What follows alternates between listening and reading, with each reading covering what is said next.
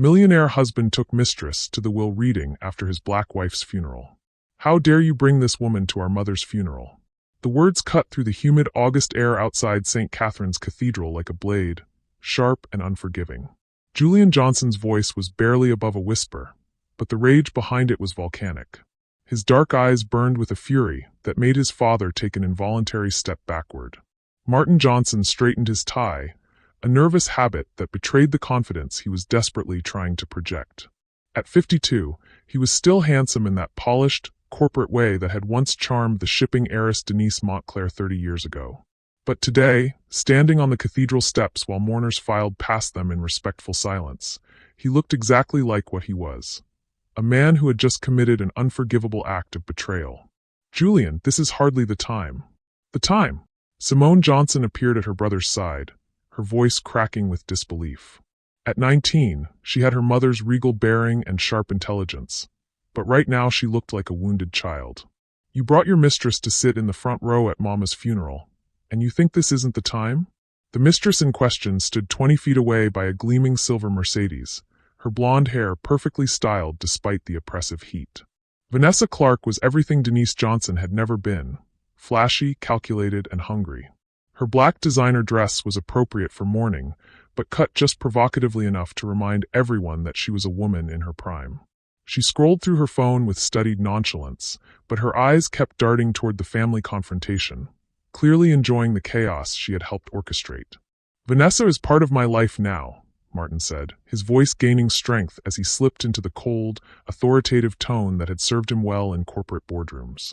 You're going to have to accept that. Accept? Julian's laugh was bitter, hollow. We just buried our mother 3 hours ago. 3 hours, and you're already making demands about your girlfriend. The funeral of Denise Montclair Johnson had been an event befitting old money aristocracy.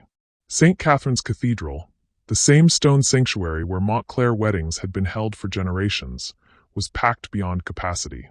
Senators had attended, along with CEOs, philanthropic leaders, and hundreds of people whose lives had been touched by her quiet generosity. The Montclair family fortune, built on shipping empires and steel investments that stretched back over a century, had been wielded by Denise like a precision instrument, funding scholarships, art museums, and medical research foundations. She had been beloved, respected, and irreplaceable. And through it all, Martin had sat in the front pew with red-rimmed eyes and perfectly timed displays of grief, while Vanessa Clark sat beside him like a queen claiming her throne. The whispers had started immediately, rippling through the congregation like wildfire. The absolute audacity, the disrespect, the calculated cruelty of it all. Your mother was sick for 6 months, Martin said, his voice dropping to a harsh whisper as more mourners passed them. 6 months.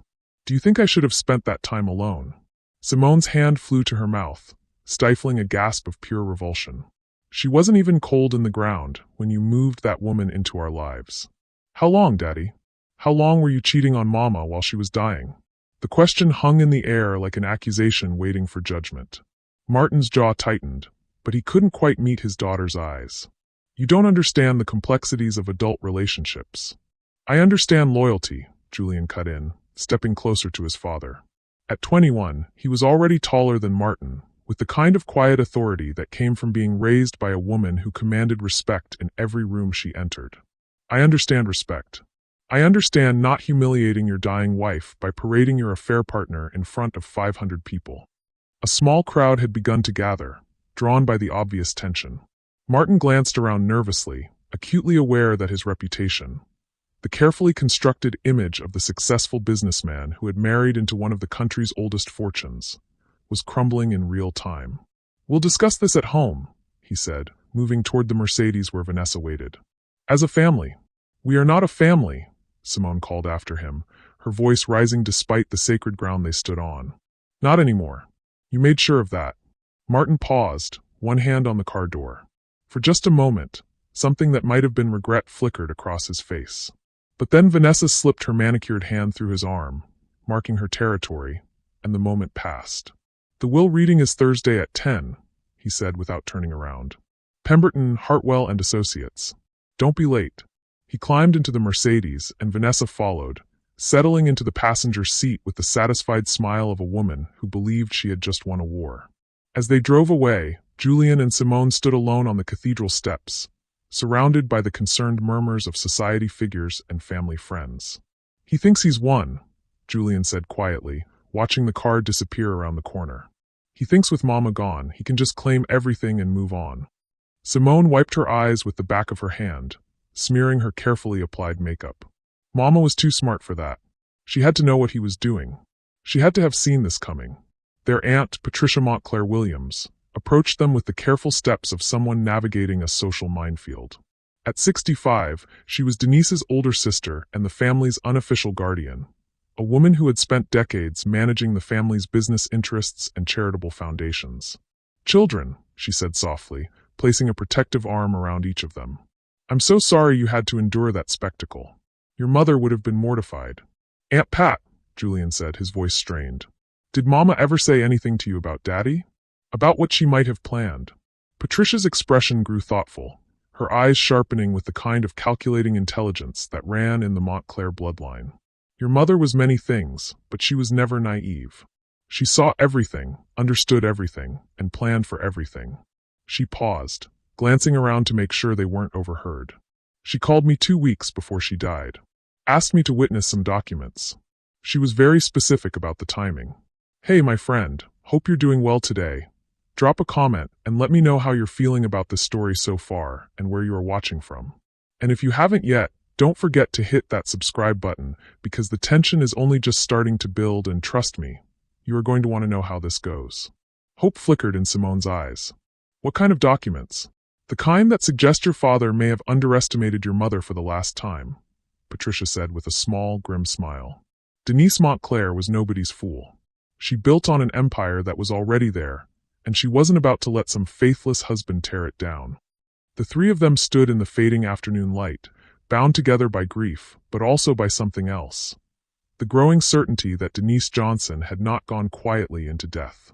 She had been planning, calculating, preparing for this moment when her husband would try to claim the fruits of generations of Montclair wealth and her own lifetime of shrewd investments. Martin Johnson thought he was heading to a simple will reading, a formality before he took control of a fortune built on shipping money and decades of strategic acquisitions. He thought he was about to become one of the wealthiest men in the country, with a beautiful blonde trophy wife to help him enjoy his newfound freedom. He had no idea that his wife, from beyond the grave, was about to teach him the most expensive lesson of his life. The game wasn't over. It hadn't even begun. And Denise Montclair Johnson, even in death, always played to win. The drive back to the Montclair estate was silent except for the hum of the Mercedes engine and the soft classical music Patricia had selected. Julian stared out the window at the familiar tree-lined streets of Beacon Hill, where every mansion told a story of old money and older secrets. These were the same roads he had traveled as a child, sitting in the back of his mother's Bentley while she pointed out the families who had built the city's foundations and the ones who had squandered their legacies. "Never let anyone mistake kindness for weakness, Julian," she had told him once, when he was 12 and struggling with bullies at his prep school. A Montclair smiles, but a Montclair never forgets. Now, watching the familiar landmarks blur past, he wondered if his mother had been preparing him for this moment all along. The estate sat on 12 acres of meticulously maintained grounds, a Georgian mansion that had been in the Montclair family since 1847. Denise had inherited it from her grandfather along with a trust fund that most people couldn't comprehend, but she had never flaunted her wealth. Instead, she had used it strategically, investing in technologies and companies decades before they became household names. Her personal portfolio, separate from the family trust, was worth hundreds of millions. Martin had always presented himself as the financial genius of the family, the self-made man who had built his own construction empire. But Julian and Simone were beginning to understand that their father's success had been built on a much different foundation. "Tell us about the documents," Simone said as they pulled through the estate's iron gates. "What exactly did Mama ask you to witness?" Patricia parked the car and turned to face them both. "Your mother called me on a Tuesday morning, 3 weeks before she died. She said she needed me to come to the house immediately, but I couldn't tell anyone, not even your father. When I arrived, she had papers spread across her desk in the library. Legal documents, financial statements, things I didn't recognize. They entered the house through the main entrance, their footsteps echoing in the marble foyer. The housekeeper, Mrs. Chun, greeted them with red-rimmed eyes and offers of tea that none of them wanted. The house felt different now, hollow despite being filled with 30 years of memories. She made me witness her signature on what looked like a new will, Patricia continued as they settled in the living room. But she also had me witness something else. A sworn affidavit. She wouldn't tell me what it was about, but she said it was insurance. Insurance against what? Julian asked. Against your father's true nature finally revealing itself, Patricia said quietly. She said she had been naive for too long, but that naivety was about to become wisdom. The sound of tires on gravel interrupted them. Through the window, they watched Martin's Mercedes pull up to the front door. He climbed out alone. Vanessa was nowhere to be seen. Where do you think he took her? Simone asked bitterly. Probably to the penthouse, Julian replied. The one downtown that he thinks we don't know about. Patricia raised an eyebrow. You know about the penthouse? We know about a lot of things, Julian said, his voice hardening. Mama didn't hide his secrets from us as much as she thought. We've seen the credit card statements, the unexplained business trips, the phone calls he takes in his office with the door locked. Martin entered the house like a man returning to his castle. He had changed from his funeral suit into casual clothes, and there was something different in his posture. The grief mask was gone, replaced by the confident stride of someone who believed his performance was over. Good, you're here, he said, pouring himself a scotch from the bar without asking if anyone else wanted one. We need to discuss the arrangements for Thursday. What arrangements? Simone asked coldly. The will reading is just a formality, Martin continued, settling into his leather chair as if nothing had changed. Your mother left some personal items to various people, I'm sure. But the bulk of the estate, the real assets, will need to be managed properly. I've already scheduled meetings with the financial advisors for next week. Julian stared at his father with newfound clarity. You think you're inheriting everything. I don't think it, son. I know it, Martin said with a smile that didn't reach his eyes. Your mother and I were married for 25 years. Half of everything is automatically mine, and I suspect she left me the other half as well. She was many things, but she wasn't vindictive. Unlike you, Simone said quietly. Martin's smile faltered. What's that supposed to mean? It means we know about Vanessa, Julian said, standing up and walking to the window. We know she didn't just appear in your life after Mama got sick. We know you've been seeing her for over a year. That's not. The penthouse lease started 14 months ago, Simone interrupted, pulling out her phone and scrolling through photos. I found the paperwork in your office last Christmas when I was looking for Mama's gift. Signed by you, monthly payments of $15,000 to keep your mistress comfortable. Martin's face went pale. You were snooping through my private documents? Your private documents were mixed in with family tax returns, Julian said, turning back to face him. Along with some other interesting financial information. Did you really think we wouldn't notice the pattern? Patricia watched the exchange with growing understanding. What pattern? Every time Mama had a major health episode, Dad's business expenses spiked, Simone explained. When she was in the hospital for her surgery last year, he charged $40,000 to client entertainment in a single week. When she started chemotherapy, he suddenly needed to take 3 business trips to Miami. Those were legitimate business expenses, Martin protested, but his voice lacked conviction. Business trips where you stayed at the same hotel where Vanessa Clark was hosting fashion shows, Julian added. We checked. The room fell silent except for the ticking of the grandfather clock in the corner. Martin set down his scotch glass with a trembling hand. You don't understand the pressure I was under, he said finally. Watching your mother fade away, knowing there was nothing I could do. A man has needs, companionship needs. A man has responsibilities, Patricia cut in, her voice sharp as a blade. To his wife, to his children, to his vows. Denise was fighting for her life, and you were planning your new one. She's gone now, Martin said, his voice gaining strength as he moved into familiar territory, cold business logic. Whatever mistakes I made, whatever pain I caused, it's in the past. We need to focus on the future. This family has resources, investments, opportunities. With proper management. Your management? Julian laughed harshly. The same management that's been siphoning money from family accounts to pay for your girlfriend's lifestyle? Martin stood abruptly. That's enough. I won't be interrogated in my own home by my own children. Your mother is dead. I'm the head of this family now, and what? Simone stood as well, matching her father's aggressive posture. You think we're just going to pretend you didn't betray everything Mama stood for? You think we're going to smile and nod while you install your mistress as the new lady of the manor. Vanessa is a wonderful woman who makes me happy, Martin said. Something your mother hadn't done in years. The words hit like a physical blow. Simone gasped, and even Julian stepped backward. Patricia's face went white with fury. How dare you, Patricia whispered. How dare you speak about my sister that way? But Martin was beyond caring about feelings now. He was in survival mode, and survival meant claiming his territory. Denise was a good woman, but she was cold, he said, the words tumbling out like a confession he'd been holding back for years. Cold and controlling and obsessed with maintaining appearances. Do you know what it's like to live with someone who judges every decision you make, who questions every expense, who treats you like an employee rather than a husband?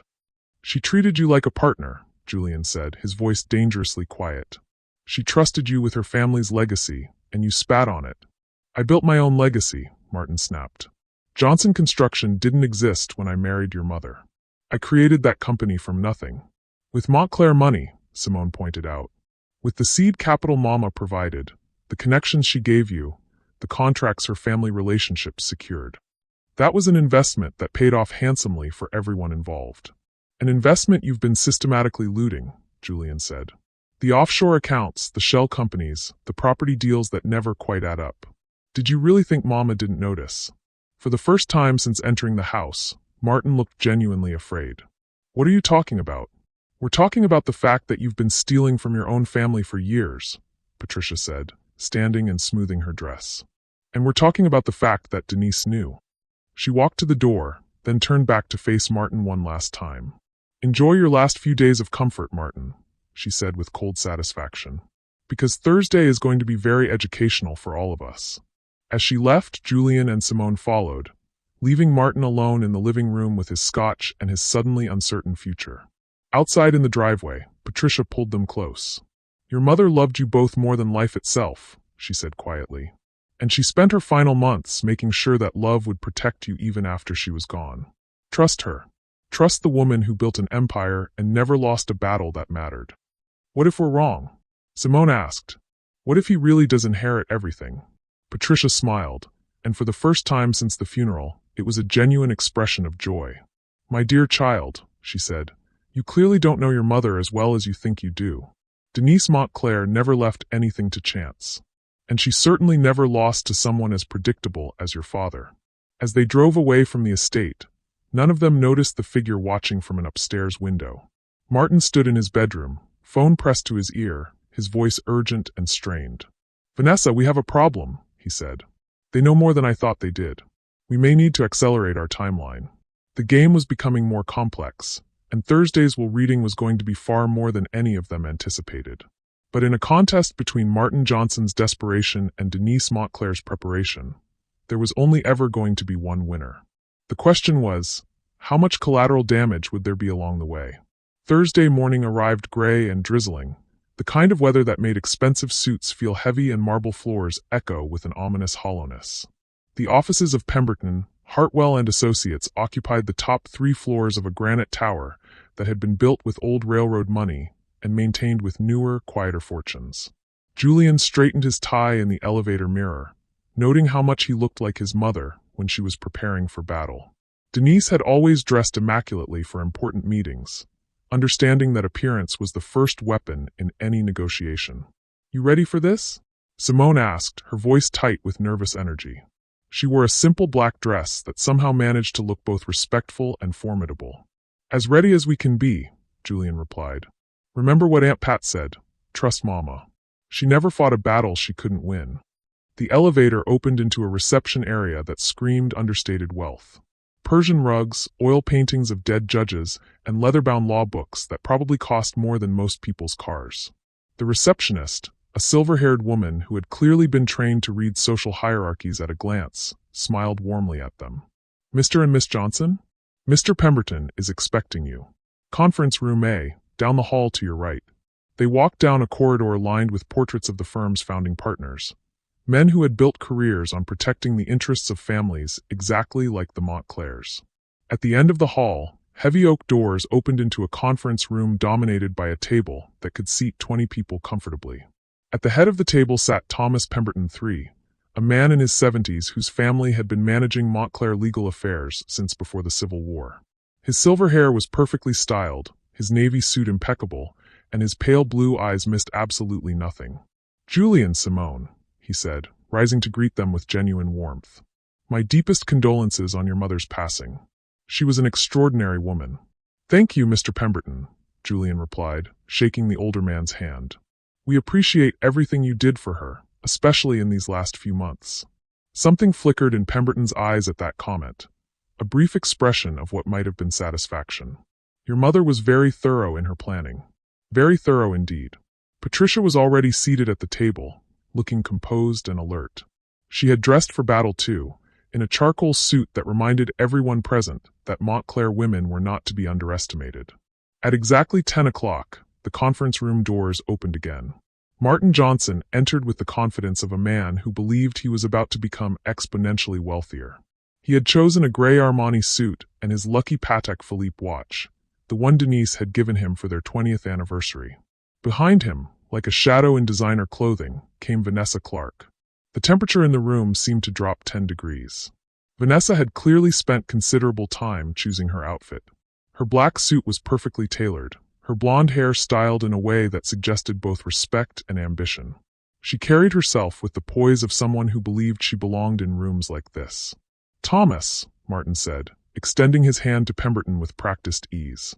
"Thank you for arranging this so quickly. I know how busy you are." Pemberton shook his hand politely but briefly. "Of course, Martin, though I should mention that this reading was scheduled at your late wife's specific request. The timing was hers, not mine. And this is Vanessa Clark," Martin continued, either missing or ignoring the subtle correction. "She's been a great support to me during this difficult time." Pemberton's eyebrows rose fractionally. "I see. Though I should note that readings are typically limited to family members and named beneficiaries." "Vanessa is family," Martin said firmly, his hand settling possessively on her lower back. "She'll be my wife soon enough." The words hit the room like a physical blow. Simone gasped audibly, while Julian's hands clenched into fists. Patricia's expression went arctic. "How dare you?" Simone whispered, her voice trembling with rage. "Mama hasn't been gone a week, and you're already planning your next wedding?" "Life goes on, sweetheart," Martin replied, his tone patronizing. "Your mother would want me to be happy. Our mother would want you to show some basic decency," Julian shot back, rising from his chair. "Some respect for her memory, for her children, for the 25 years you promised to honor." Vanessa spoke for the first time since entering the room, her voice honey-smooth and carefully modulated. "I understand this is difficult for everyone, but Martin and I care deeply about each other, and we're committed to building a future together. A future that includes both of you, if you'll let it." The calculated sympathy in her tone was almost worse than outright hostility. She was performing concern while claiming territory, offering inclusion while asserting dominance. "That's very generous of you," Patricia said dryly, "considering you have no legal standing in this family whatsoever." "Not yet," Vanessa replied with a small smile. "But that will change soon." Pemberton cleared his throat, a sound that commanded immediate attention. "Perhaps we should proceed with the reading. I believe that will clarify everyone's expectations." He opened a leather portfolio and withdrew a thick document bound with a blue ribbon. The will of Denise Montclair Johnson, executed just 3 months before her death. "Ladies and gentlemen, we are gathered here today for the reading of the last will and testament of Denise Montclair Johnson, executed on May 15th of this year." Martin's eyes widened slightly. May 15th. Just 3 months ago, well into Denise's illness but long before her final decline. He had assumed her will was years old, written during happier times when she might have been more generous toward him. "This will revokes all previous wills and codicils," Pemberton continued in his measured legal tone. "Mrs. Johnson was very specific about updating her final wishes to reflect her current circumstances." Julian and Simone exchanged glances. Their mother had been planning something significant, something recent and deliberate. "The will begins with personal bequests," Pemberton said, turning to the first page. "To my beloved sister Patricia Montclair Williams, I leave my complete collection of first-edition literary works, my grandmother's sapphire jewelry set, and my eternal gratitude for a lifetime of unwavering support and counsel." Patricia pressed her lips together, clearly moved by the public acknowledgement of their bond. "To my precious daughter Simone, I leave my art collection, including the Monet water lilies that hang in the library, my personal journals dating back to my college years, and the pink diamond necklace my father gave me when I graduated from Radcliffe. May you always remember that strength and beauty are not opposites, but partners. Simone wiped away tears, touched by her mother's words and the meaningful gifts that connected her to family history. To my beloved son Julian, I leave my rare book collection, my equestrian trophies and ribbons, and my controlling stake in the Montclair Foundation. I trust you to carry forward our family's tradition of using wealth as a force for good in the world. Julian nodded solemnly, understanding the weight of responsibility his mother had placed on his shoulders. Martin listened to these bequests with growing impatience. Personal items, sentimental gifts. This was just the preamble to the real business. The properties, the investment portfolios, the controlling interests in various companies. The assets that mattered. Now, Pemberton said, his voice taking on a different quality, we come to the matter of Mr. Martin Johnson. This was it. Martin sat up straighter, Vanessa's hand finding his under the table. The moment they had been waiting for. To my husband Martin Johnson, with whom I shared 25 years of marriage, I leave the following. Pemberton paused for dramatic effect, his eyes meeting Martin's directly. First, I forgive the debt of $3.2 million in personal loans I provided to cover his gambling losses and failed investment schemes. Loans made without the knowledge of our children to preserve family harmony. The blood drained from Martin's face. Gambling losses. Failed investments. The words hung in the air like an accusation, stripping away the image of business success he had carefully maintained. Julian stared at his father with newfound understanding. $3 million? You lost $3 million gambling. It wasn't gambling, Martin said weakly. They were investments, calculated risks. Second, Pemberton continued relentlessly, I leave him the contents of his personal study, including the collection of vintage watches he values so highly. They were always more important to him than the time we shared together. The surgical precision of that comment left Martin reeling. Even from the grave, Denise was exposing his priorities, his selfishness, his fundamental inability to value relationships over possessions. And third, Pemberton said, his voice dropping to barely above a whisper, I leave him the sum of $1, to be paid from the estate's petty cash fund. Silence. Complete, suffocating silence filled the conference room. Martin's mouth opened and closed soundlessly, like a fish gasping for air. Vanessa's hand tightened on his arm, her perfectly applied makeup unable to hide the shock spreading across her face. That's impossible, Martin finally managed. Half of everything is mine by law. Marital assets, joint property. Ah, Pemberton said, his tone suggesting he had been expecting this exact objection. That brings us to the truly remarkable aspect of your late wife's estate planning. He turned to a new section of the will, marked with additional legal tabs and references. You see, Martin, over the past 18 months, your wife systematically and legally transferred all of her personal assets, her inherited fortune, her investment gains, and her share of jointly acquired properties, into the Denise Montclair Legacy Trust. The words hit the room like an explosion. What trust? Martin demanded, his voice rising. There is no trust. I would have known about a trust. A revocable living trust, Pemberton explained with the patience of someone delivering a lecture to a slow student. One that your wife established using her separate legal counsel, funded with assets that were legally hers to control, and which became irrevocable upon her death.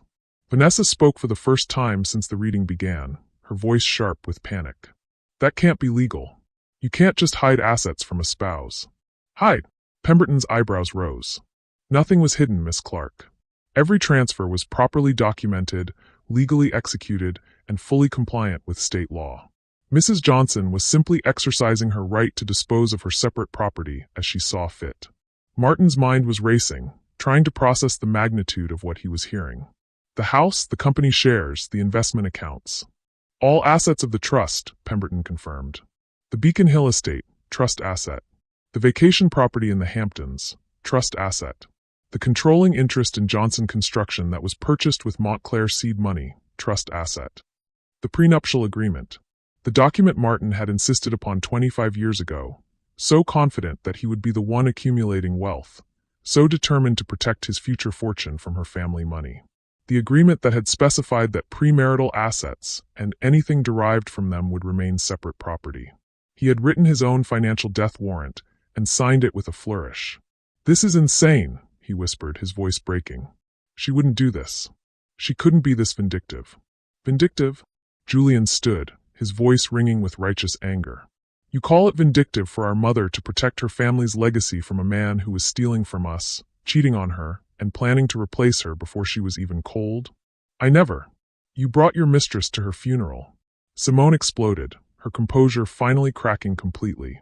"You paraded your affair partner in front of 500 people who loved and respected our mother. And you think she was vindictive for not rewarding that behavior." But the most devastating blow was still to come.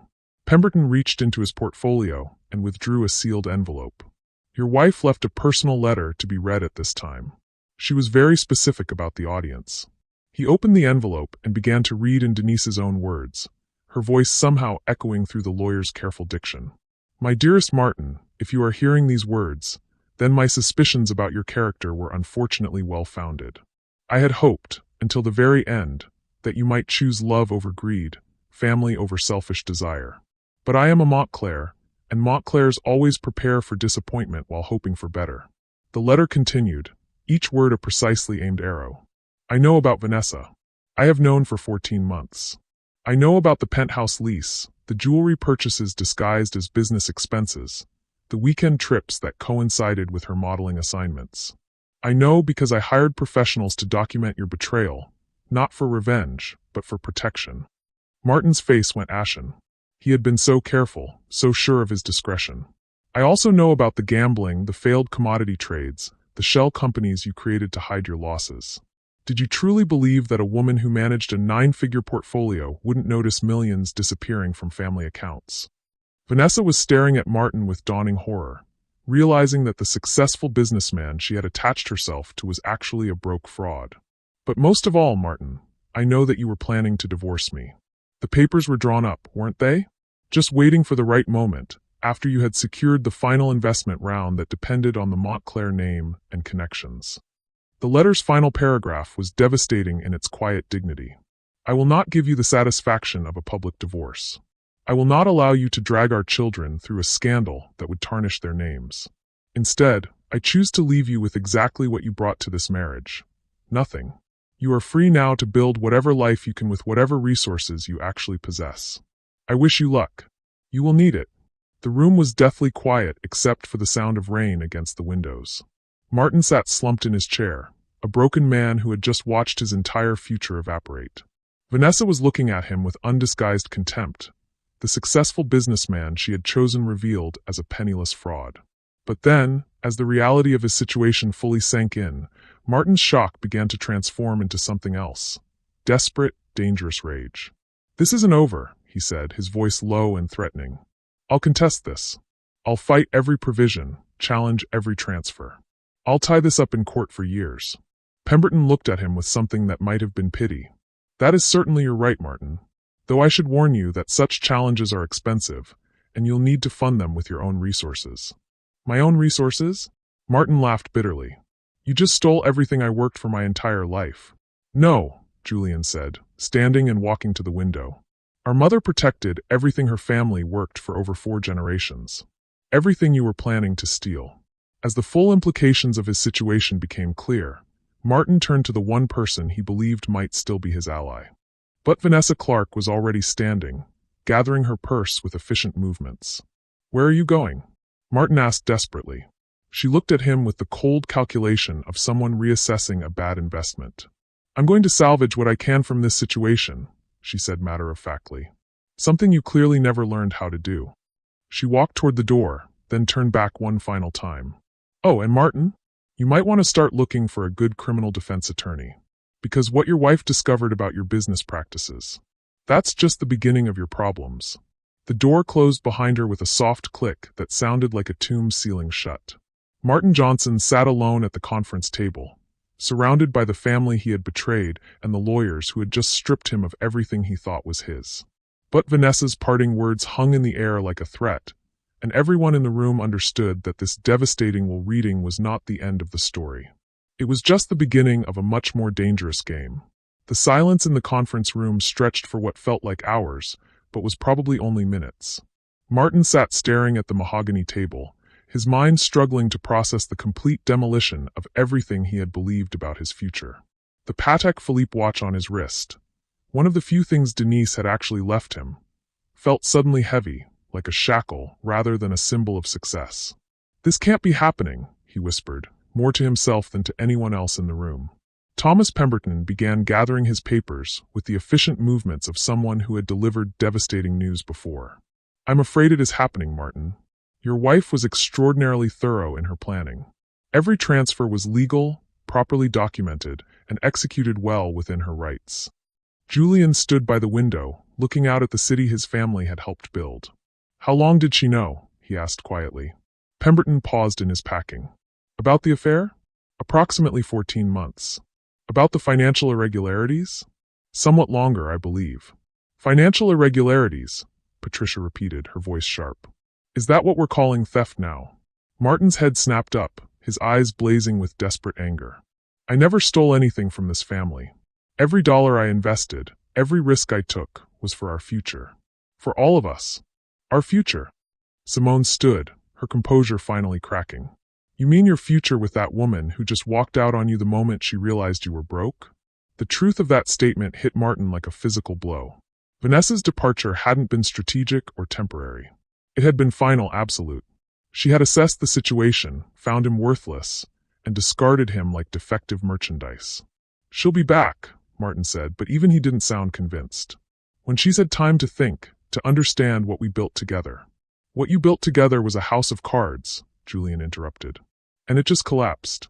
But even as the family began to absorb their victory, even as Martin's world crumbled around him, none of them noticed the figure standing in the hallway just outside the conference room door. Vanessa Clark hadn't left the building. She had only left the room, and she had been listening to every word of the continued conversation. Her mind was working with the cold precision of someone who had never relied on anyone else for survival. Martin Johnson might be finished, but the Johnson fortune, now the Montclair fortune, was very much intact. And fortunes, she had learned long ago, could be accessed through pressure points other than marriage. She pulled out her phone and scrolled through her contacts until she found the number she wanted. When the call connected, she spoke in a low, urgent whisper. "David, it's Vanessa. I need to meet with you immediately. Emergency consultation." She paused, listening. "Trust me, what I have will be worth your time. 1 hour, your office." David Kellerman was the kind of lawyer other lawyers whispered about. He specialized in cases that lived in the gray areas between civil and criminal law, representing clients who needed problems to disappear rather than simply be resolved. His offices occupied a discreet floor in a building that most respectable law firms avoided. Vanessa had used his services once before, when a previous relationship had ended poorly and certain photographs needed to be retrieved and destroyed. He was expensive and scrupulous and very good at what he did. Meanwhile, back in the conference room, the family was trying to process the magnitude of their victory and plan their next steps. "What happens now?" Simone asked Pemberton. "With the estate, the trust, all of it?" "Now you begin the process of administration," Pemberton replied. "Julian, as the primary trustee, you'll need to work with our estate team to transfer all assets formally. There are tax implications, investment decisions, and various legal formalities." "And Martin?" Patricia asked, looking at her former brother-in-law with something approaching pity. "What happens to him?"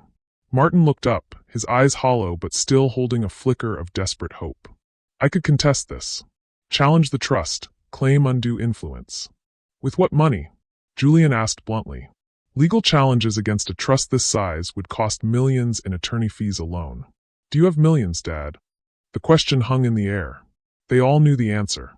"The penthouse lease expires at the end of the month," Simone said, consulting her phone. "I checked this morning. The payments came from the family account, so when we close that, he'll have nowhere to live," Patricia finished. "Martin, you're welcome to stay in the house until you figure out your next steps. Despite everything, you're still their father." Martin looked at his sister-in-law with something that might have been gratitude, but his pride wouldn't let him accept charity. "I'll figure something out." "You could sell the watches," Julian suggested with cold practicality. "The Patek Philippe collection should bring in a few $100,000. Maybe enough for a modest apartment and some time to find work." Work. The word sounded foreign in Martin's mouth. At 52, he hadn't been an employee in over 2 decades. He had been an owner, a CEO, a man who signed other people's paychecks. The idea of interviews, of submitting resumes, of explaining gaps in employment history, was almost as devastating as losing the fortune. But it was Pemberton's next words that truly drove home the reality of Martin's situation. "There is one other matter," the lawyer said, his tone becoming more serious. "Martin, your wife's investigation into the family's finances uncovered some irregularities in Johnson Construction's recent projects. Irregularities that may require professional attention." Martin's face went white. "What kind of irregularities?" "The kind that involve building permits that were expedited through unusual channels, city contracts that were awarded under questionable circumstances, and construction materials that were billed at rates significantly above market value." The room temperature seemed to drop another 10 degrees. Julian stared at his father with dawning horror. "Are you saying Dad's company was involved in corruption?" Simone asked. "I'm saying that your mother documented a pattern of questionable business practices that may warrant further investigation," Pemberton replied carefully. She was quite thorough in her research. Martin's mind raced through the past 3 years of major projects. The downtown housing development that had gotten rushed permits. The city contract for low-income housing that had come with minimal oversight. The material suppliers who had charged premium prices for standard products and kicked back portions of the overcharges. It had all seemed like normal business, the way things were done when you had the right connections and knew how to work the system. But if someone had been documenting everything, building a case, where is this documentation? Martin asked, his voice barely above a whisper. "In a safe place," Pemberton replied. "Your wife was very concerned about the potential implications for the family name. She wanted to ensure that if any legal issues arose, they could be contained and managed properly." The subtext was clear. Denise had been building a case against her own husband, but she had also been preparing to protect her children from the fallout. 3 hours later, across town, Vanessa Clark sat in David Kellerman's office reviewing the contents of a thick manila folder. The lawyer, a thin man in his 50s with prematurely gray hair and the kind of smile that never reached his eyes, listened as she outlined the situation. "So the husband is broke, the wife is dead, and the kids now control hundreds of millions in assets," he summarized when she finished. "And you have evidence of criminal activity that could implicate all of them?" "Not all of them," Vanessa corrected. "The children didn't know about the construction schemes. But the money used to fund those illegal projects came from family accounts. If the government seizes assets connected to criminal activity, the trust could be compromised," Kellerman finished, his smile becoming more genuine. "Even if the kids are innocent, tainted money is still tainted money. The feds love asset forfeiture cases." Vanessa opened the folder and spread its contents across Kellerman's desk. Bank transfer records, copies of falsified permit applications, recorded phone conversations, photographs of cash exchanges. She had been documenting everything for months, originally as insurance against Martin if their relationship went bad. She had never imagined it would become leverage against his entire family. "How much do you think they'd pay to keep this quiet?" she asked. Kellerman studied the documents with professional interest. "Depends on how badly they want to avoid federal prosecution. Asset forfeiture, conspiracy charges, money laundering. We're talking about potential prison time and the complete destruction of the family reputation." "I was thinking 50 million, Vanessa said. "Clean, untraceable, in exchange for every copy of this evidence and my permanent disappearance from their lives." 50 million is reasonable, Kellerman agreed. "Probably cheaper than defending against federal charges, and certainly cheaper than losing the entire estate to forfeiture." He leaned back in his chair, already calculating his percentage. "When do you want to make the approach?" "Tomorrow," Vanessa said, "while they're still celebrating their victory over Martin, before they realize that their real problems are just beginning." Back at the Montclair estate, the family was indeed celebrating, though it was a subdued celebration tempered by grief and the weight of responsibility. They sat in Denise's library, surrounded by the first edition books she had loved and the family portraits that had watched over generations of Montclairs. "I still can't believe she planned all of this," Simone said, curled up in her mother's favorite reading chair. "The timing, the legal structures, even the letter. It's like she orchestrated everything from beyond the grave." "That was your mother," Patricia said with a sad smile. "She never left anything to chance. Even when we were children, she always had backup plans for her backup plans." Julian stood at the window, looking out at the gardens his mother had designed and maintained. "Do you think we did the right thing?" leaving Dad with nothing.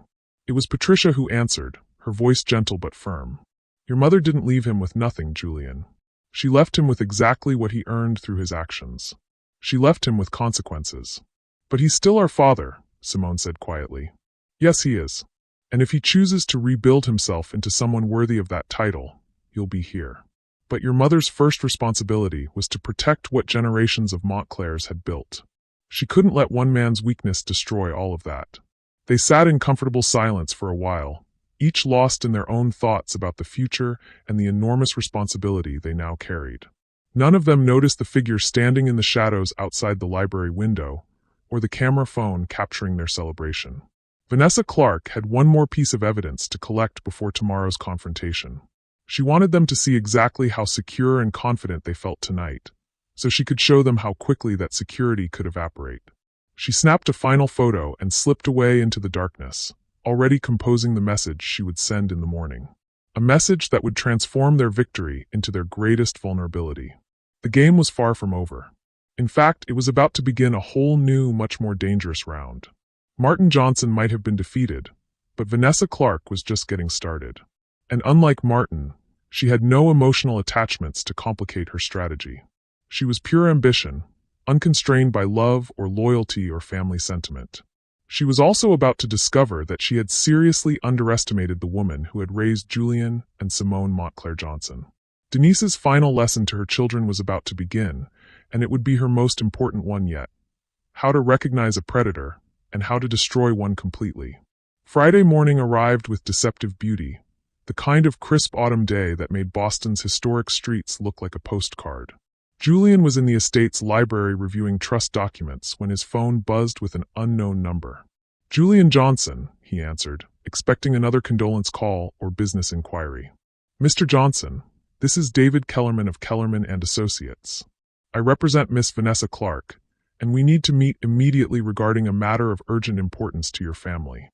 Julian felt his stomach drop. Miss Clark has no business with our family. I'm afraid she does, Mr. Johnson. Very serious business indeed. Can you and your sister meet us at my office at 2 o'clock today? I guarantee you'll want to hear what we have to say. And if we refuse? Kellerman's voice took on a harder edge. Then by 5 o'clock today, copies of certain documents will be in the hands of the FBI, the IRS, and 3 investigative journalists. Your choice. The line went dead. Julian stared at his phone, his mind racing. Vanessa had vanished completely after leaving the will reading. No contact, no communication, nothing. He had assumed she was licking her wounds and planning her next move to find another wealthy target. He had been wrong. Simone found him 20 minutes later, still standing in the library with the phone in his hand. What's wrong? She asked immediately. You look like you've seen a ghost. Worse, Julian said grimly. Vanessa Clark wants a meeting. She claims to have documents that could bring the FBI down on us. What kind of documents? I think it has to do with Dad's construction business. Remember what Mr. Pemberton said about irregularities? I think Vanessa knows about them. They called Patricia, who arrived within the hour looking grim and determined. The 3 of them sat in the same library where they had celebrated just days before, but the atmosphere was completely different now. She's bluffing, Patricia said firmly. She's a gold digger who just lost her meal ticket. She's desperate. But what if she's not? Simone asked. What if she really does have evidence of Dad's illegal activities? Julian was already thinking through the implications. If Dad was using family money to fund illegal operations, and if the government can prove it. Asset forfeiture, Patricia finished quietly. They could seize everything connected to the criminal activity. The trust that Denise had so carefully constructed, the legacy she had protected, could be destroyed not by Martin's direct actions, but by the contamination of illegal money he had introduced into the family finances. At exactly 2 o'clock, Julian and Simone walked into David Kellerman's office. The building was everything Pemberton's wasn't, cheap, flashy, and designed to intimidate rather than impress. Kellerman himself looked like a shark in an expensive suit, all sharp angles and predatory smiles. Vanessa sat beside him, transformed once again. Gone was any pretense of mourning or sympathy. She wore a power suit in brilliant red, her hair styled in an aggressive bob, her makeup applied like war paint. She looked like a woman who had found her true calling. Julian, Simone, she said with mock warmth. Thank you for coming. Please sit down. They remained standing. "We're here," Julian said coldly. "What do you want?" Kellerman opened a thick folder and spread its contents across his desk like a dealer laying out cards. Bank statements, photographs, audio recordings, official documents. The evidence was overwhelming and immediately recognizable. "What you're looking at," Kellerman said with professional pride, "is a complete documentation of a 3-year criminal conspiracy involving your father's construction company, various city officials, and approximately $47 million in fraudulent billing and illegal kickbacks." Simone gasped. The numbers were staggering. "That's impossible," Julian said, but his voice lacked conviction. The documents looked authentic, and the pattern they revealed was damning. Vanessa leaned forward, her eyes gleaming with satisfaction. "Your father thought he was so clever, using different shell companies, routing payments through various accounts. But he made one crucial mistake." "What mistake?" Simone asked despite herself. "He trusted me," Vanessa said with a cold smile. "I documented everything. Every conversation, every cash payment, every forged permit. I was building an insurance policy in case our relationship went bad." She picked up a photograph showing Martin shaking hands with a man in an expensive suit while an envelope changed hands. "This is Deputy Planning Commissioner Richards taking a $50,000 payment to expedite permits for the Riverside Housing Project. A project that was supposed to provide affordable housing for low-income families, but instead became luxury condos sold at market rate." Julian stared at the photograph, recognizing his father's profile and the distinctive watch he always wore to important meetings. "The beautiful part," Kellerman continued, "is that the money for these bribes came directly from Johnson Construction's operating accounts. Accounts that were funded by transfers from the Montclair Family Trust." The trap was revealed in its full horror. Even though the trust now legally owned Johnson Construction, the illegal activities predated the transfer. The government would argue that the entire company was a criminal enterprise, and everything connected to it was subject to forfeiture. "What do you want?" Julian asked, though he already knew the answer. $100 million, Vanessa said without hesitation. "Clean, untraceable, transferred to accounts I specify. In exchange, you get every piece of evidence in this room, along with my signed statement that I fabricated everything." "That's extortion," Simone said. "That's negotiation," Kellerman corrected. "My client has information of value to your family. She's willing to sell it.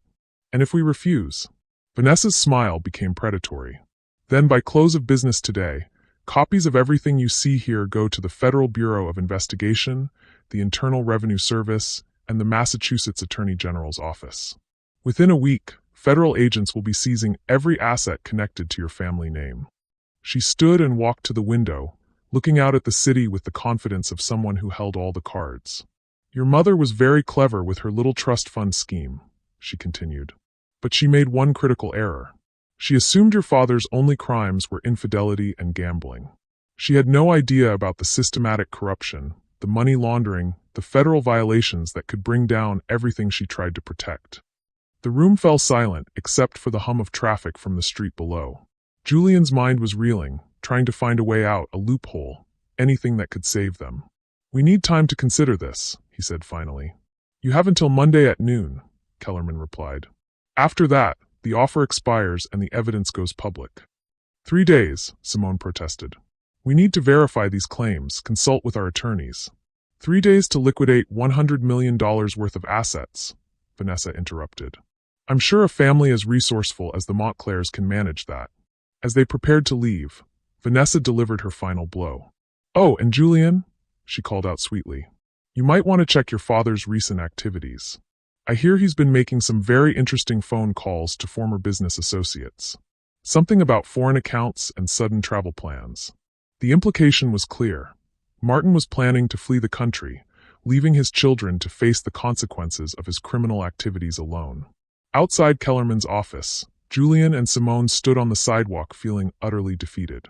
The victory they had celebrated just days before had been transformed into a potential catastrophe that could destroy everything their mother had worked to protect. "What do we do?" Simone asked, her voice small and lost. Julian looked at his sister, seeing the same fear and confusion in her eyes that he felt in his own heart. For the first time since their mother's death, they felt truly alone. "We go home," he said quietly. "We figure this out. And we hope that Mom left us one more trick we haven't found yet." But as they drove back to the estate, neither of them noticed the black sedan that followed them at a discreet distance, or the man in the passenger seat taking photographs with a telephoto lens. The web of deception was tightening around them, and they had no idea how many players were actually in the game. Back in his office, Kellerman was already making phone calls to his contacts in law enforcement, laying the groundwork for what would come next regardless of whether the family paid or not. Because men like David Kellerman never put all their eggs in one basket, and there were other interested parties who would pay handsomely for information about the Montclair family's vulnerabilities. The Midpoint devastation was complete. Everything the family thought they knew about their situation had been overturned, and they were now fighting a war on multiple fronts against enemies they couldn't even see. But in the estate's library, in a hiding place that only one person had ever known about, Denise Montclair's final gift to her children waited in patient silence. She had anticipated this moment too. The question was, would Julian and Simone be smart enough to find it before it was too late? Time was running out, and their mother's voice was calling to them from beyond the grave, trying to guide them to the weapons she had prepared for this exact battle. They just had to be clever enough to hear her. The weekend passed like a nightmare in slow motion. Julian and Simone barely slept, spending their hours poring over financial documents, legal papers, and anything that might give them leverage against Vanessa's devastating blackmail scheme. The estate felt like a mausoleum, every room echoing with the ghost of their mother's presence and the weight of decisions she could no longer help them make. Patricia had flown in her own legal team from New York, but their preliminary assessment was grim. The evidence against Martin appeared authentic, and the government's asset forfeiture powers were broad enough to potentially devastate the entire trust. "We could fight it," said Robert Harrison, Patricia's lead attorney, as they sat in the library Sunday morning. "Challenge every document, claim entrapment, argue that the trust assets were kept separate from the criminal enterprise. But it would take years and cost tens of millions in legal fees." "And the outcome?" Julian asked, though he dreaded the answer. "Uncertain at best. The government wins these cases more often than not, especially when the evidence is this comprehensive." Simone looked up from the photographs spread across the coffee table. Her father shaking hands with city officials, envelopes changing hands, documents being signed in shadowy parking garages. The images told a story of systematic corruption that made her stomach turn. "How could we not have known?" she asked quietly. "How could Mama not have known?" "She did know," Julian said, remembering Pemberton's words about documentation and investigations. "She mentioned irregularities, remember? She was building a case." "Then where is it?" Patricia demanded. "Where are her files, her evidence, her counter-strategy?" They had torn through every file cabinet, every desk drawer, every possible hiding place in the house. Denise's personal papers were meticulously organized, but there was nothing that addressed the criminal conspiracy they now faced. "Maybe she didn't have time," Simone suggested. "Maybe the cancer moved too fast for her to finish whatever she was planning." The thought that their brilliant strategic mother might have been caught off guard was almost more devastating than the blackmail itself. Meanwhile, across town, Martin Johnson was having his own crisis of conscience and survival. He sat in a dingy motel room, the kind of place that rented by the hour and didn't ask questions about names or identification. His once pristine appearance was disheveled, his expensive suit wrinkled from sleeping in it. On the bed beside him lay a burner phone and a piece of paper with a series of account numbers written in his own handwriting. The numbers represented his escape route. Offshore accounts in the Cayman Islands and Switzerland, funded with money skimmed from construction projects over the past 3 years. But accessing those accounts meant leaving the country, and leaving the country meant abandoning his children to face the consequences of his crimes alone. The phone in his hand buzzed with a text message from an unknown number. "Time's running out, Martin. Your kids are about to pay for your mistakes. Unless you want to watch them lose everything, you need to disappear. Tonight." Martin stared at the message, his hands shaking. He didn't recognize the number, but he knew who had sent it. Vanessa had found him, even here. Another message appeared. "The FBI raid is scheduled for Tuesday morning. By Wednesday, Julian and Simone will be in handcuffs. Is that really how you want this to end?" The emotional manipulation was obvious, but that didn't make it less effective. Martin's children hated him now, and they had every right to. But they didn't deserve to go to prison for his crimes. He picked up the burner phone and dialed a number he had memorized but hoped never to use. "Santos? It's Martin Johnson. I need extraction tonight.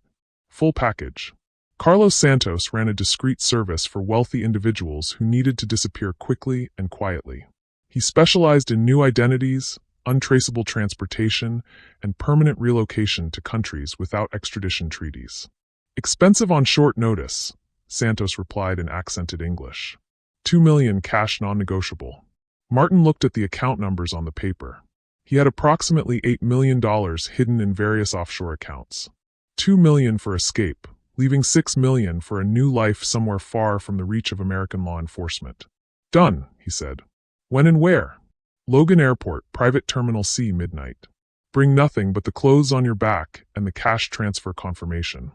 As Martin prepared to make the arrangements that would take him out of the country forever, his children were making a desperate discovery of their own. The musical jeweler box, Simone said suddenly, looking up from the legal documents scattered around the library floor. Remember what you said about Mama's hiding places? The musical jeweler box in her bedroom. Julian's eyes widened. During their childhood, their mother had kept a beautiful antique music box on her dresser. It played Debussy's Clair de Lune and contained a tiny ballerina that spun when the lid was opened. But more importantly, it had been their mother's secret hiding place for special things: birthday money, love letters from their father in better times, the key to her jewelry box. They raced upstairs to their parents' bedroom, a space that still smelled faintly of their mother's perfume and felt heavy with grief. The musical jeweler box sat exactly where it always had, its polished wood surface gleaming in the afternoon light. Simone lifted the lid, and the familiar melody began to play. The ballerina spun slowly, her painted face serene and eternal. But underneath the velvet lining where childhood treasures had once been hidden, there was something new. A small brass key, identical to the one they had found after the will reading, but attached to a different safety deposit box number. Another box, Julian breathed. She had another safety deposit box. This one was at a different bank, registered under a name they didn't immediately recognize, DM Montclair Trust. But the address was only 10 minutes away. We have to go now, Simone said, checking her watch. It's Sunday, but some banks have limited weekend hours for safety deposit boxes. They called ahead and confirmed that Citizens Bank had weekend access until 4 p.m. With 30 minutes to spare, they raced across town, hearts pounding with desperate hope. The safety deposit box was larger than the first one, and when they opened it, they found something that took their breath away. Not just documents this time, but also a letter in their mother's handwriting, dated just 1 week before her death. Julian read the letter aloud, his voice catching with emotion. My dearest children, if you are reading this, then my worst fears about your father have been realized. The evidence of his criminal activities has been used against our family, and you are facing the loss of everything I tried to protect. Know that I saw this possibility coming. Your father's greed was like a cancer, spreading beyond simple infidelity into criminality. I could not stop him, but I could prepare for the consequences. In this box, you will find the real insurance policy. Evidence not of your father's crimes, but of the crimes committed against him. The letter continued with detailed explanations of what the box contained. Corporate espionage. Industrial sabotage. A systematic campaign by competitor construction companies to frame Martin for crimes they themselves had committed. The photographs showing your father accepting bribes are genuine, the letter explained. But they only show half the story. The money being exchanged was evidence your father was collecting to expose a corruption ring that included the deputy planning commissioner, 3 city council members, and executives from rival construction firms. Julian stared at the documents spread before them. Bank records showing payments to Martin that weren't bribes but consulting fees for serving as an undercover informant. FBI communications confirming his cooperation in a federal investigation. Signed immunity agreements protecting him from prosecution in exchange for his assistance in exposing municipal corruption. He was working with the FBI? Simone asked, incredulous. Not willingly at first, Julian said, reading further. According to this, he was caught in a minor bidding irregularity 2 years ago. Rather than face prosecution, he agreed to cooperate in a larger investigation. The final document in the box was the most explosive. A complete list of public officials, business executives, and organized crime figures involved in the municipal corruption ring.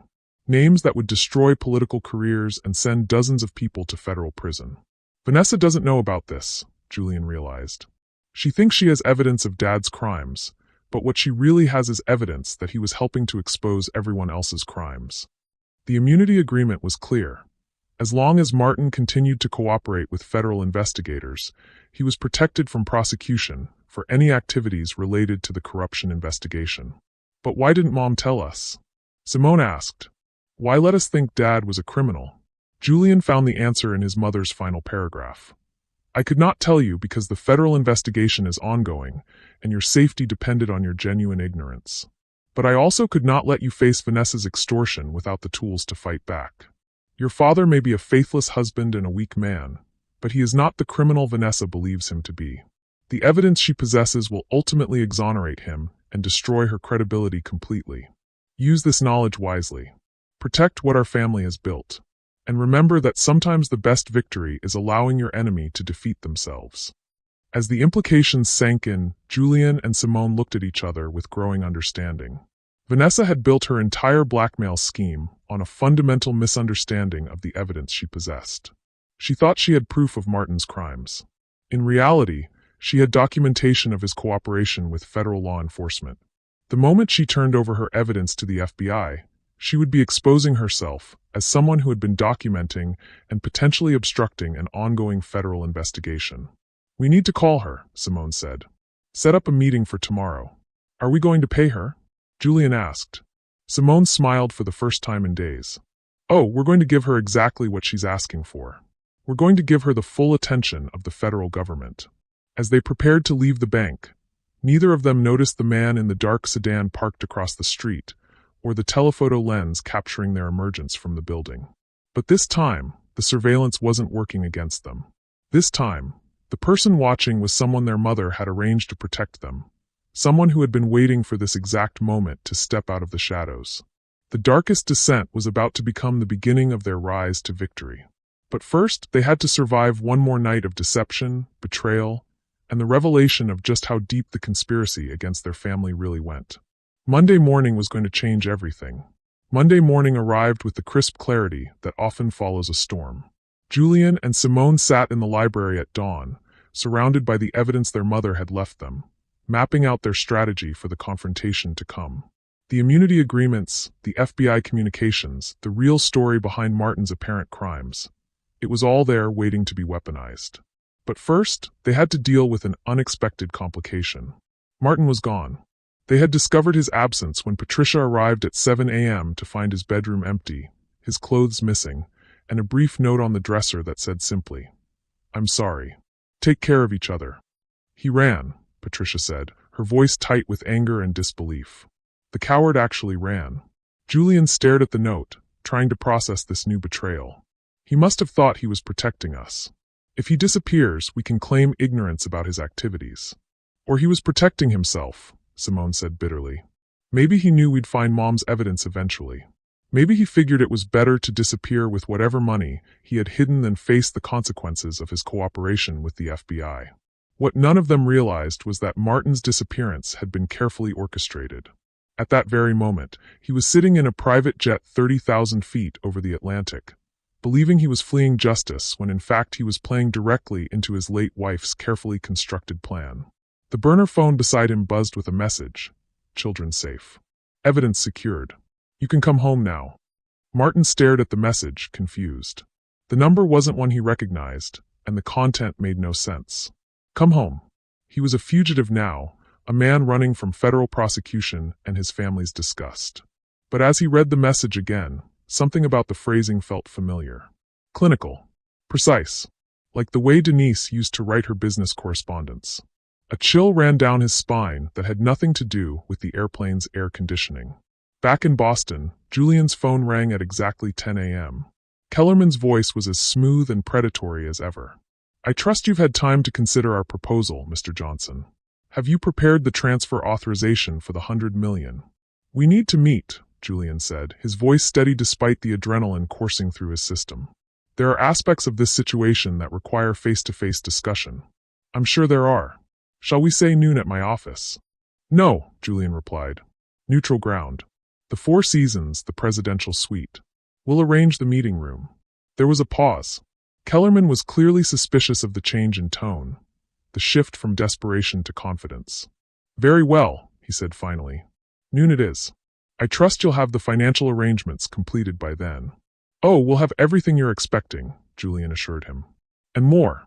At 11:45 a.m., Julian and Simone entered the presidential suite at the Four Seasons, accompanied by Patricia and two additional figures who had been waiting in the hotel lobby. Special Agent Sarah Chun and Assistant U.S. Attorney Michael Rodriguez, both of whom had been working with Denise Montclair Johnson for the past 6 months. Your mother was an extraordinary woman, Agent Chun said as they set up recording equipment and reviewed the immunity agreements one final time. When she approached us about her husband's situation, we weren't sure whether she was trying to protect him or expose him. Turns out she was doing both, Rodriguez added. She wanted him held accountable for his personal betrayals, but she also wanted to ensure that his cooperation with our investigation wasn't used to destroy her children's futures. The elaborate plan was becoming clear. Denise had known about Martin's FBI cooperation from the beginning. She had orchestrated his apparent financial ruin through the will and trust precisely to make him appear worthless to Vanessa, while simultaneously preparing evidence that would expose Vanessa's extortion attempt as obstruction of a federal investigation. She predicted this exact scenario, Agent Chun continued. A desperate accomplice trying to monetize evidence of the investigation. She even predicted who it would be. At exactly noon, Vanessa Clark and David Kellerman entered the suite, both carrying briefcases and wearing expressions of confident predation. Vanessa had dressed for victory in a cream-colored suit that probably cost more than most people's monthly salaries. Julian, Simone, she said with mock sympathy. I hope you've come to your senses about this situation. Oh, we have, Julian replied. Please sit down. There are some people we'd like you to meet. The introductions were brief and devastating. Agent Chun and Attorney Rodriguez presented their credentials while Vanessa's face went progressively whiter. Miss Clark, Agent Chun began formally. You are not under arrest at this time, but I am required to inform you that you are the subject of a federal investigation into obstruction of justice, extortion, and interference with an ongoing law enforcement operation. This is ridiculous, Kellerman blustered, but his voice lacked its usual confidence. My client has done nothing illegal. Your client, Rodriguez replied, opening his own briefcase, has been systematically documenting and now attempting to monetize evidence from a classified federal investigation. Evidence that she obtained through an intimate relationship with a protected federal informant. The folder he withdrew contained not just copies of Vanessa's blackmail materials, but additional evidence that made her situation far worse. Financial records showing payments from Martin to Vanessa that were actually FBI funds used to maintain her cover as his mistress. Hotel receipts and travel records proving that their romantic getaways were actually operational meetings for intelligence gathering. Martin Johnson has been working undercover for the Federal Bureau of Investigation for 18 months, Agent Chun explained. His relationship with you, Miss Clark, was part of that operation. The construction corruption you documented was exactly what we hired him to expose. Vanessa stared at the evidence spread before her, her mind reeling. That's impossible. Martin was stealing millions, taking bribes. Martin was acting under federal supervision to expose a corruption ring that included over 40 public officials and business executives, Rodriguez interrupted. Every payment you documented, every meeting you photographed, was part of an authorized law enforcement operation. The trap was springing closed with mechanical precision. Vanessa had built her entire blackmail scheme on evidence of crimes that were actually authorized federal activities. Instead of proving corruption, she had documented her own interference with a federal investigation. The immunity agreement protecting Mr. Johnson is comprehensive, Agent Chun continued. But it specifically excludes protection for anyone who attempts to compromise the investigation for personal gain. Kellerman was frantically reviewing the documents, his face growing pale as he realized the legal quicksand his client had stepped into. This has to be entrapment. You can't authorize someone to commit crimes and then prosecute people who document those crimes. We didn't authorize crimes, Counselor, Rodriguez replied coldly. We authorized investigative activities designed to expose crimes. There's a significant legal difference, one that your client crossed when she decided to monetize classified evidence. But it was Simone who delivered the most devastating blow. She opened her own folder and withdrew a final document that neither Vanessa nor Kellerman had seen before. There's one more thing, she said quietly. Miss Clark, you mentioned that you documented everything as insurance against our father. What you didn't know is that our mother was documenting you. The document was a complete dossier on Vanessa Clark, compiled by private investigators over the course of 14 months. Bank records showing payments from other wealthy married men. Hotel receipts proving simultaneous affairs with multiple targets. Most damaging of all, recordings of phone conversations where Vanessa discussed her strategies for identifying and exploiting wealthy marks. Your mother hired investigators the moment she discovered the affair, Patricia explained. She wanted to understand exactly what kind of person her husband had gotten involved with. The recordings were devastating. Vanessa's voice, clear and unmistakable, discussing Martin as a long-term investment and planning to maximize the extraction potential before the old woman dies.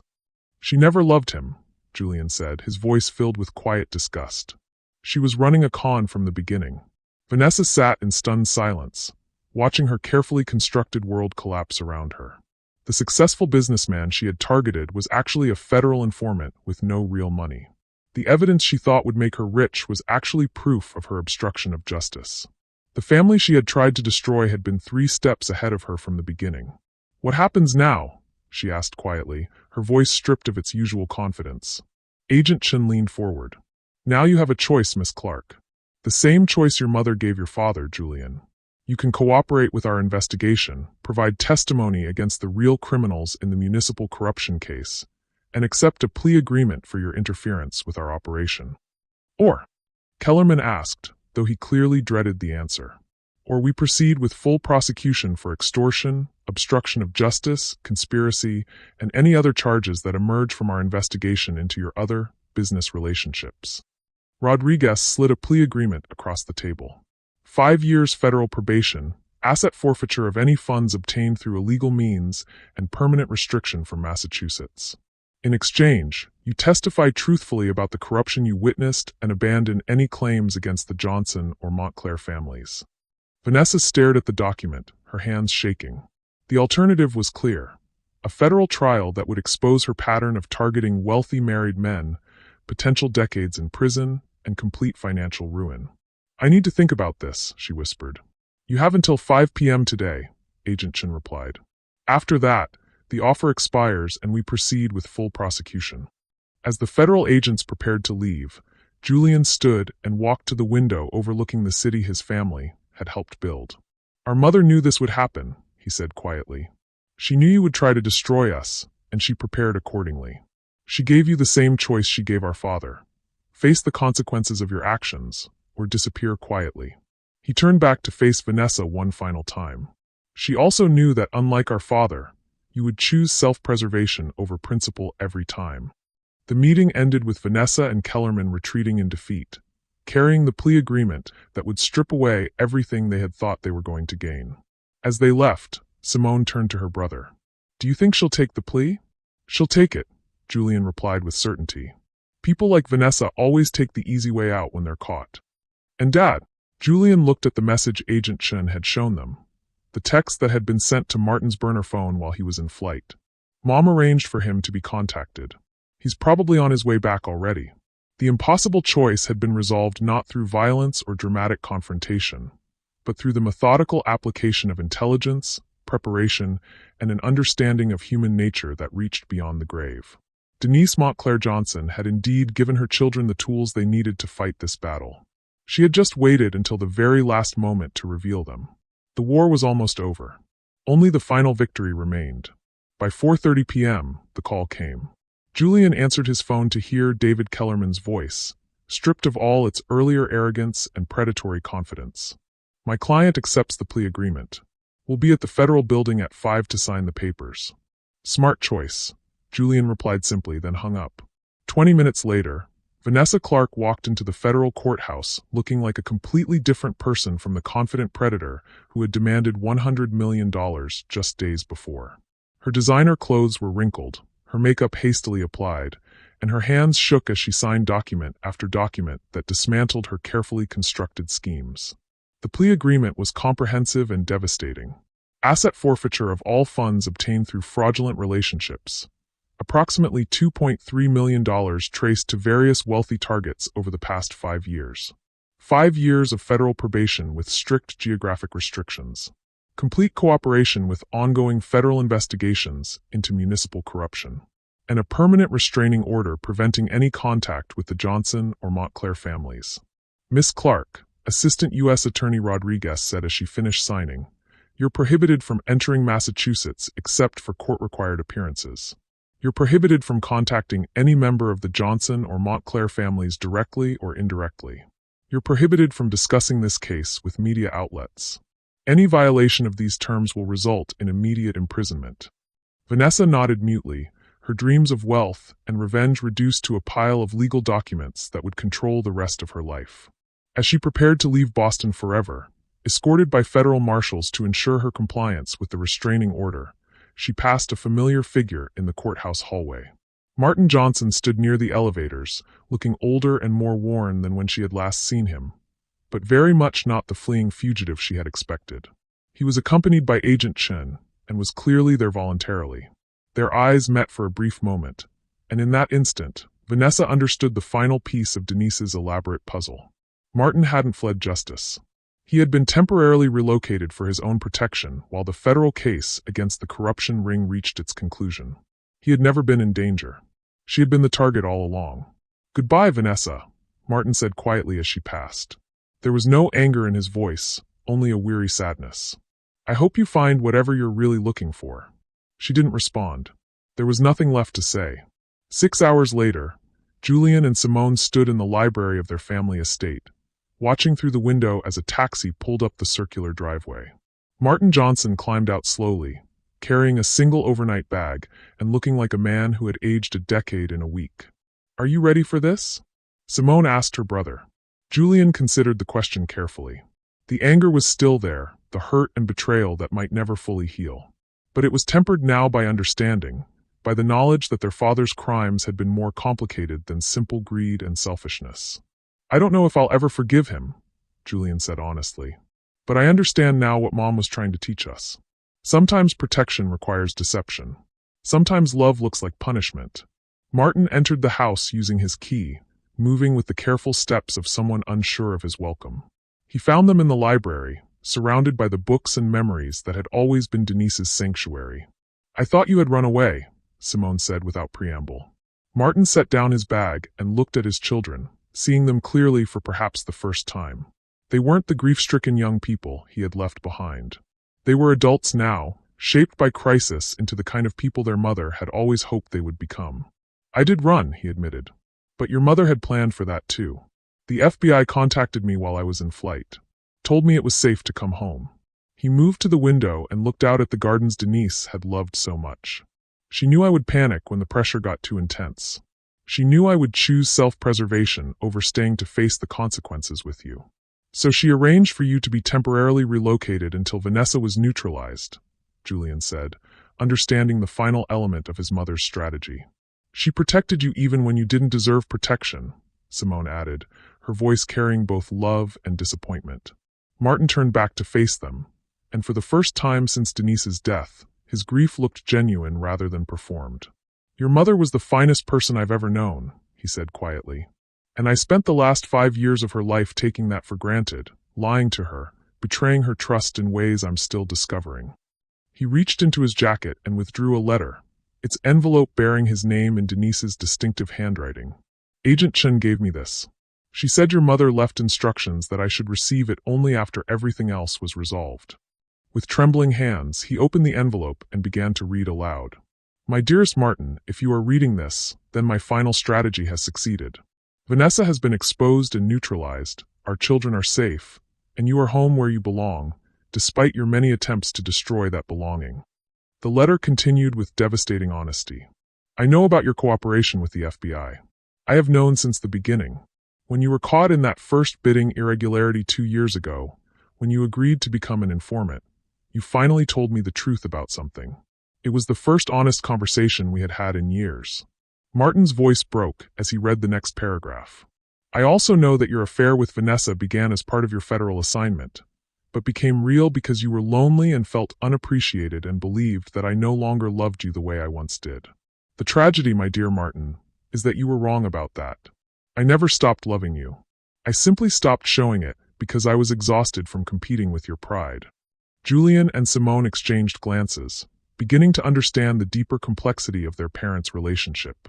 The will, the trust, the apparent financial ruin, all of it was designed to protect you and our children from the consequences of your choices.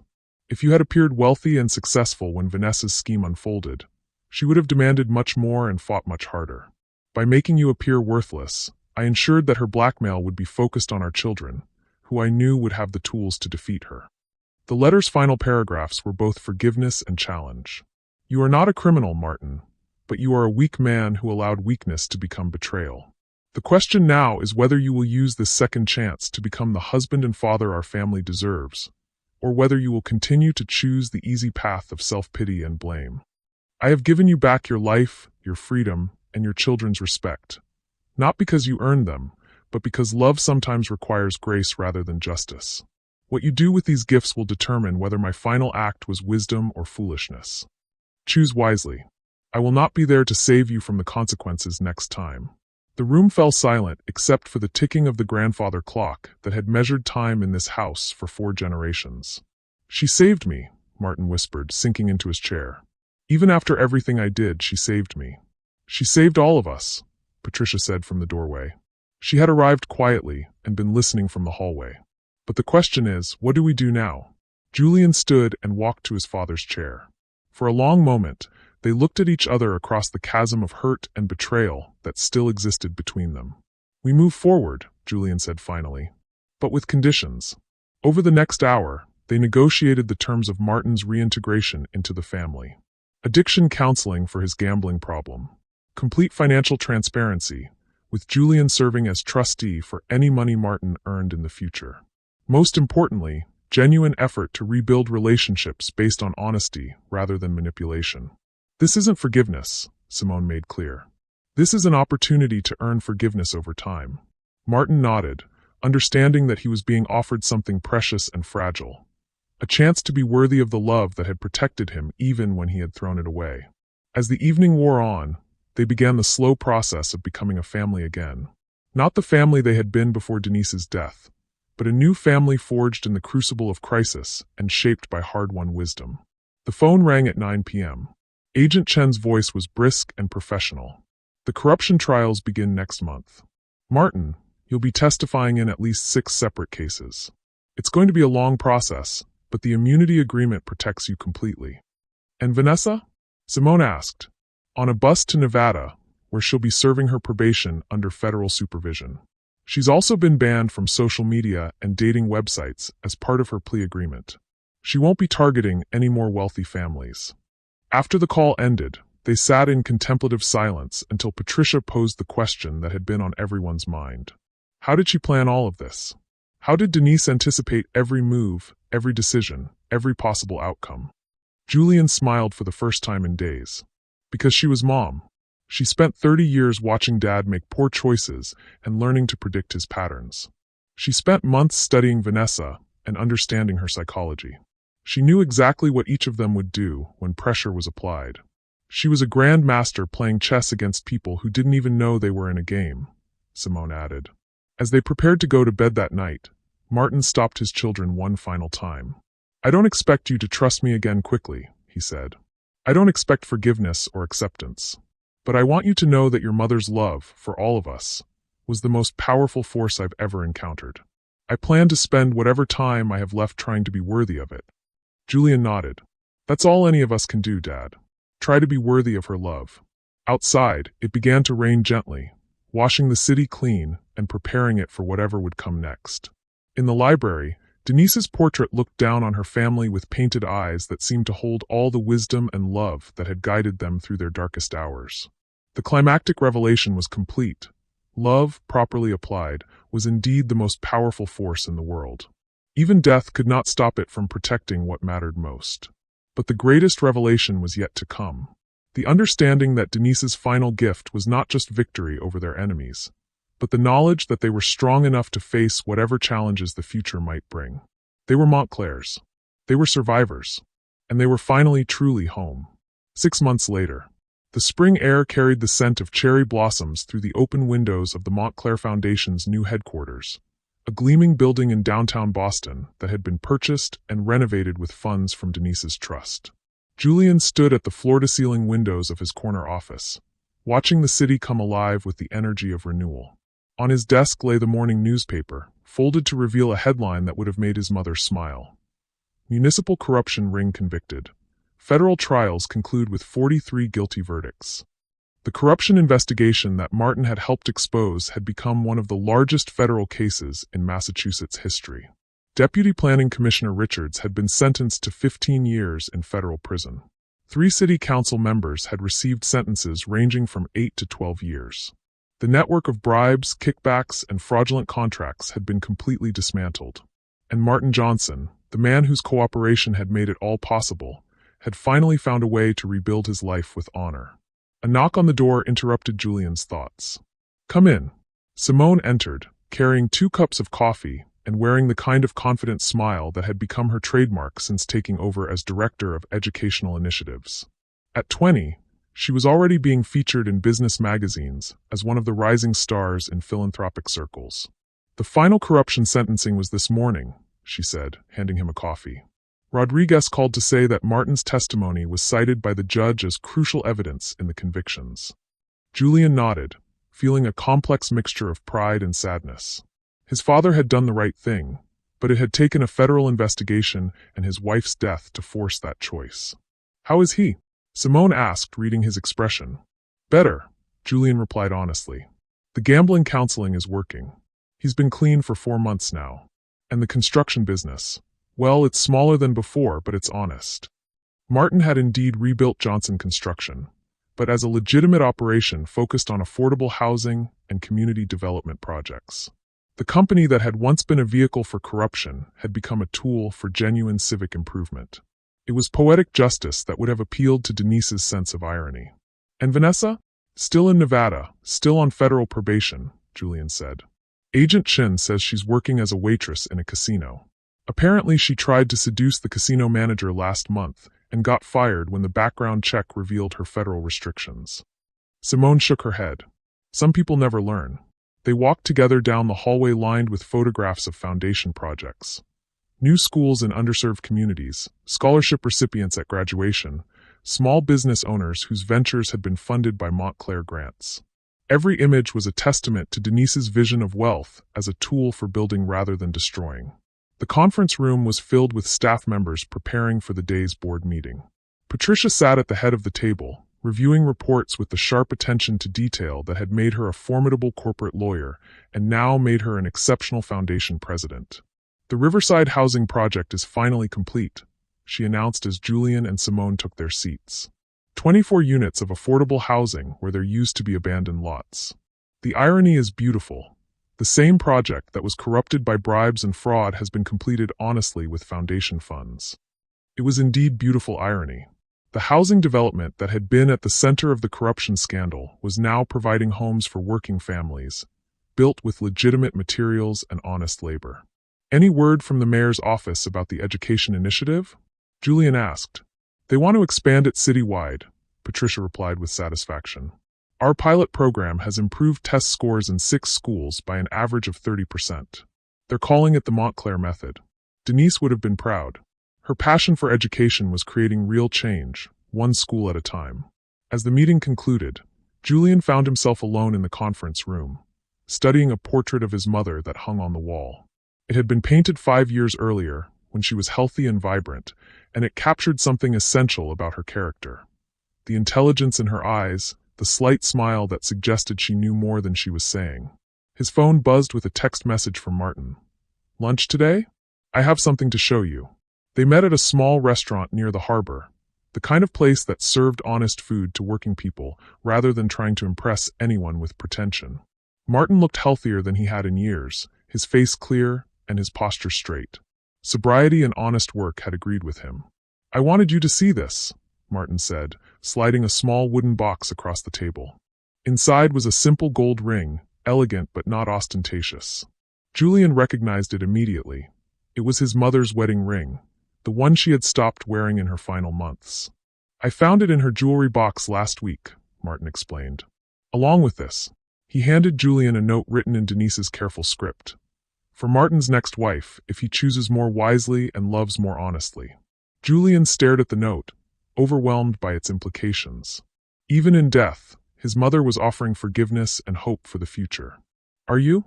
Julian began. No, Martin said quickly. Not yet. Maybe not ever. But I wanted you to know that if I ever do marry again, it will be to someone who understands that love is about building something together, not taking what you can get. He paused, looking out at the harbor where ships had once brought Montclair cargo from around the world. Your mother taught me what real love looks like, he continued. It's not passion or excitement or the thrill of getting away with something. It's the choice to protect what matters, even when it costs you everything. Julian felt tears threatening. She loved you, Dad. Despite everything, she never stopped loving you. I know, Martin replied quietly. That's what makes her final gift so powerful. She saved me not because I deserved it, but because love doesn't always wait for deserving. They finished lunch in comfortable silence, two men learning to rebuild a relationship on foundations of honesty rather than expectation. That evening, the entire family gathered at the estate for their weekly dinner, a tradition that had emerged organically in the months since Vanessa's defeat. Patricia, Julian, Simone, and Martin sat around the dining room table where Denise had once presided, sharing stories and making plans. The conversations were easier now, more authentic. Martin's presence was no longer a source of tension, but rather a reminder of how much they had all grown through crisis. I have an announcement, Simone said as dessert was served. The University of Virginia wants me to give the commencement address next month. They're calling it Lessons in Legacy, what young leaders can learn from loss. The pride around the table was palpable. Simone had become a sought-after speaker on topics of ethical leadership and using privilege responsibly. What will you tell them? Patricia asked. Simone smiled. I'll tell them what Mama taught us. That real power isn't about what you can take, but what you choose to build. That love is the strongest force in the world, but only when it's combined with wisdom and preparation. After dinner, they gathered in the library for coffee and conversation. The room had become a shrine to Denise's memory, filled with books she had loved and photographs that captured her at her happiest moments. I still find new things sometimes, Martin said, gesturing toward the shelves. Notes in the margins of books, letters tucked into photo albums. It's like she's still teaching us, still guiding us. She is, Julian said simply. Every choice we make, every decision about the foundation, every time we choose honesty over convenience, she's still here. As the evening wound down, Julian found himself alone in the library once again, standing before his mother's portrait. The painted eyes seemed to hold a message, a final lesson that was only now becoming clear. Denise Montclair Johnson had not just defeated her enemies or protected her family's wealth. She had taught them something far more valuable: how to live with integrity, how to love with wisdom, and how to use power responsibly. Her greatest victory was not the destruction of Vanessa's schemes or the exposure of municipal corruption. Her greatest victory was the family she had shaped, the people she had helped them become. The phone rang, interrupting his thoughts. The caller ID showed Agent Chen's number. Julian? I thought you'd want to know. We just arrested 3 more city officials based on evidence from your father's testimony. The corruption case is still growing. Good, Julian replied. Justice delayed is not justice denied. There's something else, Chen continued. We found a safety deposit box registered to your mother under another name. We'd like your permission to open it. Julian smiled. Even 6 months later, Denise was still revealing new layers of preparation and foresight. Of course, he said. Though at this point, nothing she planned would surprise me. After hanging up, he looked around the library one final time before turning off the lights. Tomorrow would bring new challenges, new opportunities to honor his mother's legacy and continue building the empire of good she had envisioned. But tonight, he was content to know that somewhere in the city, families were sleeping safely in homes built with honest money. Children were learning in schools improved by foundation grants, and justice was being served because one woman had refused to let betrayal and corruption win. Denise Montclair Johnson was gone, but her love remained. And love, properly applied, could indeed change the world. As Julian walked upstairs to his childhood bedroom, now permanently his home, he whispered a quiet thank you to the woman who had given him everything that mattered: integrity, purpose, and the knowledge that he was worthy of the name he carried. The game was over. Love had won, and the legacy would continue for generations to come. Here's the question that keeps me thinking. If you discovered that someone you trusted had been betraying you for years, would you choose Denise's path of strategic justice, or would you handle it differently? Was her elaborate plan the ultimate act of love, or did she go too far in orchestrating everyone's fate from beyond the grave? Let me know your thoughts in the comments below, and don't forget to subscribe for more stories that explore the complex choices we make when love and betrayal collide.